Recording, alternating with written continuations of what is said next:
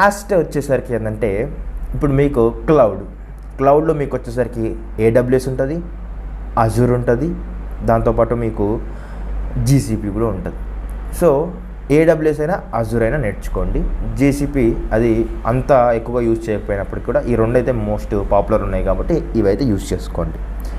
దాంతోపాటు మీకు క్యూబర్నెట్స్ మీద కూడా అండ్ డోకర్ మీద కూడా కొద్దిగా ఐడియా ఉంటే బాగుంటుంది.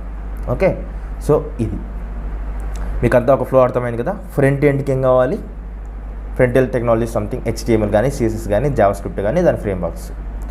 బ్యాక్ ఎండ్ వచ్చేసరికి స్ప్రింగ్ బూట్, హైబర్నెట్, దాని తర్వాతకి సర్వ్లెట్స్. అదేవిధంగా మీరు ఇప్పుడు చూసినట్లయితే టూల్స్కి వచ్చేసరికి Jenkins, Maven and web micro service వచ్చేసరికి REST API అండ్ డేటాబేస్, దాంతోపాటు క్లౌడ్. సో ఇవంతా అయిపోయినాయి. ఇది అయిపోయిన తర్వాతకి నెక్స్ట్ ఏం చేయాలి? సో దీన్ని నెక్స్ట్ ఏం చేయాలంటే ప్రాజెక్ట్స్ చేయాలి.